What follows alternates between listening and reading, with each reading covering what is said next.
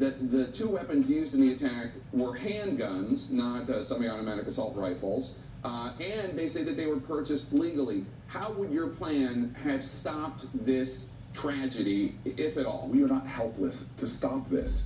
This is a uniquely American problem. This idea that we are helpless to stop this is the evidence points differently. I'm sorry to interrupt, but you keep saying we're not helpless, so I'm saying what would have prevented this tragedy? What steps specifically would have stopped the massacre in Virginia Beach?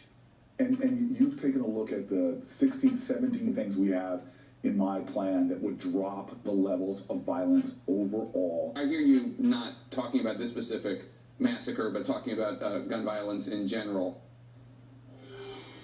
What a buffoon. What a buffoon. A Yale law guy, by the way. Very impressive, our leaders. Ryan Kleckner is impressive, actually. Former special operations sniper, firearms attorney, and a columnist now at The Federalist. He joins us tonight. Ryan, thanks very much for coming on. Thanks for having me back. I don't even want to bore you with the rhetorical question. What could we have done to prevent this or that shooting Cory Booker has done? I mean, how fraudulent does this position have to be before all of us stop playing along and stop pretending that it's about safety? It's not about safety, obviously. It's not. It's absolutely not about safety. There's not a single thing in Senator Booker's proposal that would have done anything to help the tragedy that happened in Virginia Beach. I mean, he's proposing universal background checks. The background checks were passed. He's proposing one handgun a month. One handgun in the evil person's hands is too many. These laws are an admission. We've talked about this before. Every call for new gun laws is an admission that current gun laws don't work.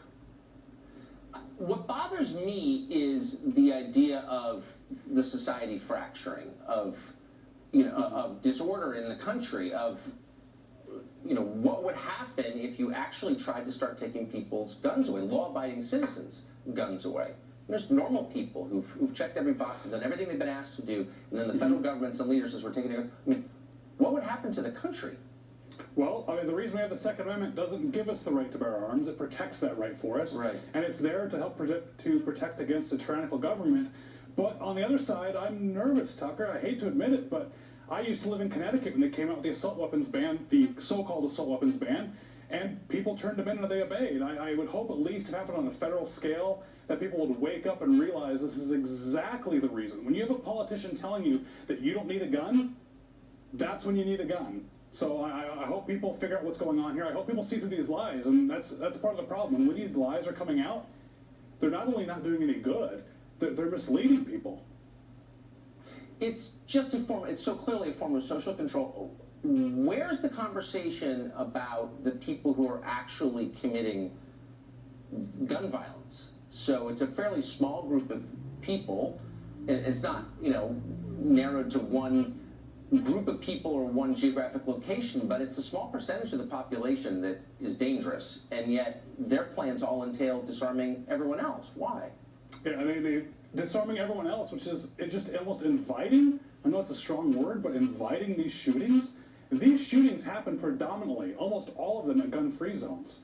Yeah. The tool doesn't matter. The common denominator of any one of these mass terrorist-type events is a deranged evil person bent on hurting innocent people. Whether they use a box cutter on 9/11 or bombs in Texas or the marathon bomber in Boston, the tool is not going to stop them. I mean, we already have murder is already illegal. We even talked about this before. Unless you're going to make the penalty for possession of a gun higher than murder, it's not going to deter these sick people from doing what they're doing. So, very quick, and you wrote a great piece about this today, but Barack Obama saying that anybody can buy any firearm, including machine guns, online at any time. There's so many falsehoods in that would have to be an intentional lie, correct? Absolutely. Well, and it wasn't told here. That's another hint to me that it's an intentional lie. He has to know better. And now here he is again traveling to foreign countries talking bad about America. Well, that's right. That's the deeper point, which I'm glad that you made.